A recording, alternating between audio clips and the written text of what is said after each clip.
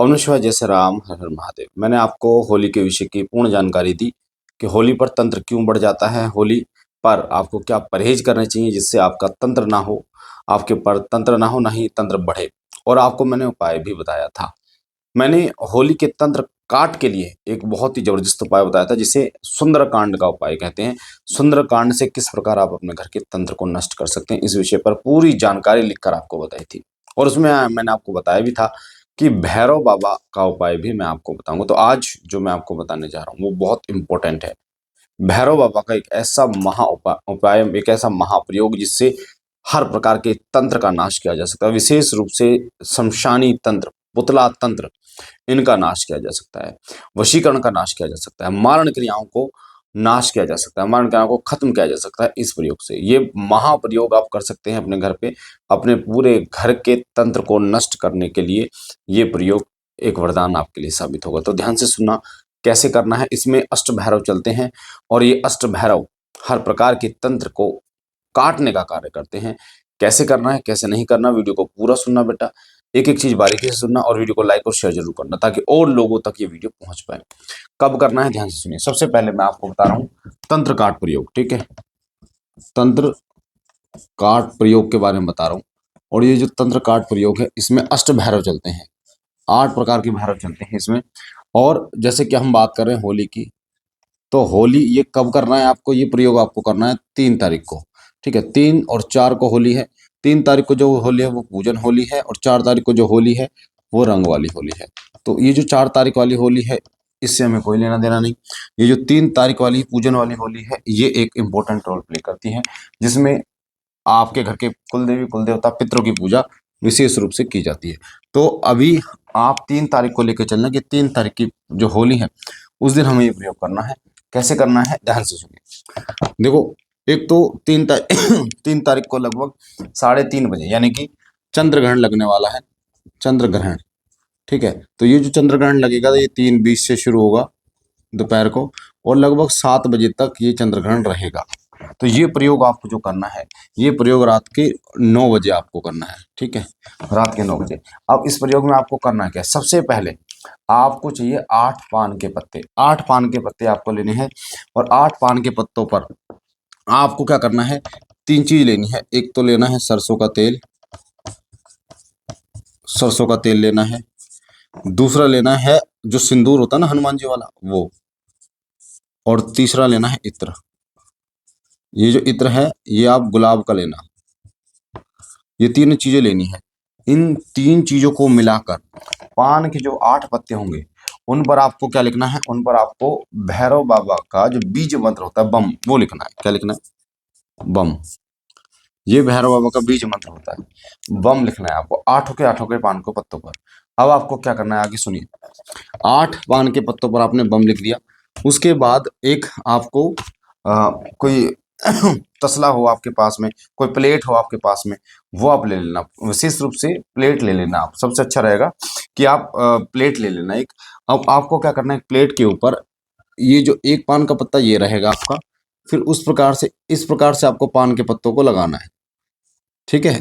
कि एक फूल सा बनाना है आपको, जैसे अष्टकमल होता है ना, अष्टदल कमल होता है, उस प्रकार से आपको मैं कोशिश कर रहा हूँ बनाने की।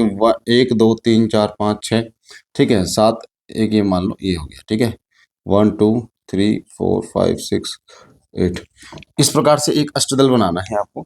अपने एक थाली में रखना है आपको, या फिर आप रखेंगे किसी भी पात्र में रख दिए इस प्रकार से, ठीक है। अब ये जो पहला वाला होगा, ठीक है, यानी कि ये जो अंदर का जो पान का पत्ता होगा जिस पर आपने बम लिखा है, इसके ऊपर आपको कच्चे चावल की ढेरी लगानी है, ठीक है।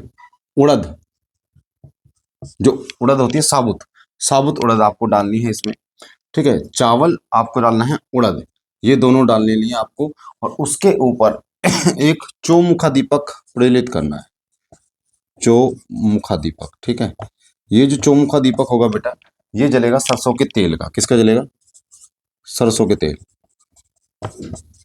अब ये अष्टदल कमल आपने बना लिया, इस पे आपको चावल और उड़द रखनी है साबुत, ठीक है। और उसके ऊपर, इनके ऊपर चौमुखा दीपक रखना है आपको, सरसों के तेल का जलाना है। अब इस जो दीपक है, इस दीपक में आपको क्या क्या डालना है वो सुनो। इस दीपक में आपको डालना है 2 लौंग, 2 इलायची और आपको डालने 11 दाने पीली सरसों और आपको डालना 1 रुपए का सिक्का। ठीक है, ये आपको डालने। एक चीज का ध्यान रखना, ये जो दीपक जलेगा बीच में, इस दीपक में बातियां चौमुखी होगी, 4 बातियां अलग अलग होगी, कलावे की होगी और सरसों के तेल का दीपक जलेगा, चारों तिल्लियों से जलेगा, अलग अलग जलेगा। ठीक है बेटा, तो ये आपको डाल देनी। वीडियो को आगे पीछे करके सुन लेना आप तो। ठीक है, तो ये आपको करना है। तो सबसे पहला कार्य क्या करना है आपको, कमल भी आपने बना लिया और आपने, अब आपको क्या करना है, सबसे पहला कार्य करना है आपको कि गंगाजल और गोमूत्र और कच्चा दूध, इन तीनों को मिलाना है आपको बेटा। इन तीनों को मिला के पान के पत्ते से, एक पान के पत्ते से छत से लेके नीचे तक, ठीक है, छत से लेके और नीचे तक ओम बम भैरवाय नमः बोल के, कौन सा मंत्र बोल के, ओम बम भैरवाय नमः बोल के आपको छिड़काव करना है। पूरा छिड़काव आप कर लोगे। पूरा छिड़काव करने के बाद फिर आपको चौमुखा दीपक जलाना है। जो चौमुखा दीपक मैंने आपको बताया, किसका जलाना है, काल भैरव भगवान का जलाना है आपको। ठीक है, किस समय जलाना है आपको, अप्रोक्स रात को 9 बजे के लगभग आपको ये चौमुखा दीपक जलाना है। उसके बाद आप देखेंगे, आपको संकल्प लेना है। ठीक है, संकल्प किस चीज का लेना है, देखो, काल भैरव अष्टकम का, काल भैरव अष्टकम, ये जो काल भैरव अष्टकम है, ठीक है, ये जो काल भैरव अष्टकम है, इसका अभ्यास आप कर लेना। कैसे पढ़ना, जिस प्रकार हनुमान चालीसा पढ़नी उस प्रकार से काल भैरव अष्टकम पढ़ा जाता है। काल भैरव अष्टकम का आप संकल्प लेंगे। ठीक है, क्या लेंगे, संकल्प। और कितने काल भैरव अष्टकम का आप संकल्प लेंगे, आप लेंगे 51 काल भैरव अष्टकम का संकल्प। कोई बड़ी बात नहीं, बहुत ही आसानी से हो जाता है। आपको जो संकल्प लोगे, तो संकल्प में आपके हाथ में क्या क्या होना चाहिए, गंगाजल, फूल और दक्षिणा, 1 रुपए का सिक्का, 2 रुपए का सिक्का, ये ले लेना। उसमें ये हाथ में लेके आपको संकल्प लेना। संकल्प में आपको क्या बोलना है, आपको अपना नाम बोलना है, अपने पिता का नाम बोलना है, आपको एड्रेस बोलना है प्रॉपर, भारत खंड यानी भारत आपको बोलना है, जैसे मोहल्ला क्या है आपका, आपका जगह क्या है, ठीक है, गांव, शहर, राज्य, सब बोलना है आपको। बोलने के बाद आपको समय बोलना है, तारीख बोलनी है 3 मार्च सायकाल, ठीक है, 3 मार्च सायकाल, और साथ में आपको बोलना है कृष्ण पक्ष। उसके बाद बाबा भैरवनाथ को साक्षी मान के, अनिल गुरु जी को साक्षी मान के, श्री सिद्धेश्वर शक्ति धाम को साक्षी मान के 51 काल भैरव अष्टकम का मैं पाठ कर रहा हूँ। काल भैरव भगवान को आमंत्रित करता हूँ अपने घर में, हमारे घर के समस्त संकटों के नाश के लिए। जो भी हमारे घर के अंदर भूत प्रेत या कोई भी दोष है, उस सभी दोषों को नाश करने के लिए भगवान काल भैरव का मैं आवाहन करता हूँ। इस प्रकार से बोलकर आपको एक काले कपड़ा, कोई काला कपड़ा हो, काला कंबल हो, उस पर बैठकर आपको काल भैरव अष्टकम पढ़ना बेटा। ठीक है, 51 काल भैरव अष्टकम आपको पढ़ना है।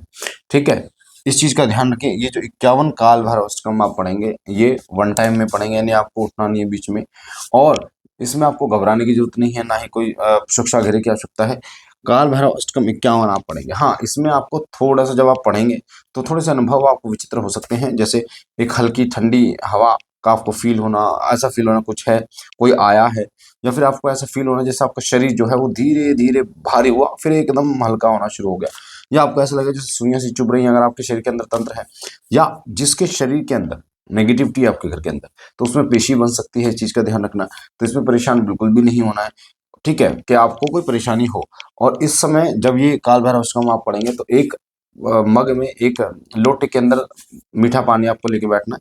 जैसे ही काल भैरव आपका एक खत्म होता है, काल भैरव अष्टकम, तो आपको एक फूंक मारनी, इसी प्रकार 51 फूंक मारनी।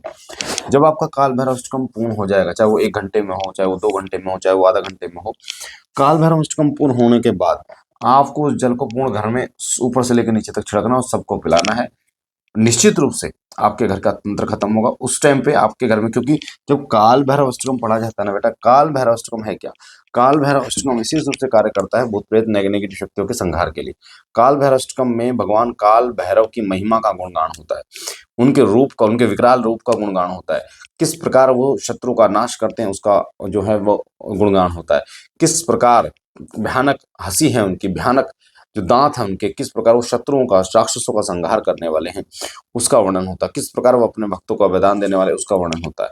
तो काल भैरव अष्टकम एक ऐसा अष्टकम है, एक ऐसा पाठ है जिसे हनुमान चालीसा होते हैं, जो बहुत तीव्रता से नेगेटिव शक्तियों को बांध के लेके चले जाता है शमशान में, और विशेष रूप से शमशान की शक्तियों को वो बंधन करके और शमशान में लेके चले जाते हैं।